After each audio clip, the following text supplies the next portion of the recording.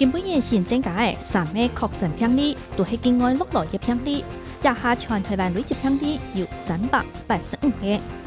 中央流行疫情指挥中心今日公布的台湾通知 WHO 的天子邮件全文，指挥官陈时中讲，台湾新的当中，当清楚的提醒 WHO， 中国武汉发生的非典型的肺炎，偏方爱隔离治疗。不过 WHO 才讲，台湾新的当中无清楚的讲到，也个疾病是人会测本人的。陈时中批评讲，新的当中都讲的偏方爱隔离治疗。迄讲也唔係謹慎，嘛該怎按做謹慎哦？佢呼籲 WHO 唔好暗崁的，實實在在面對，唔好轉移焦點。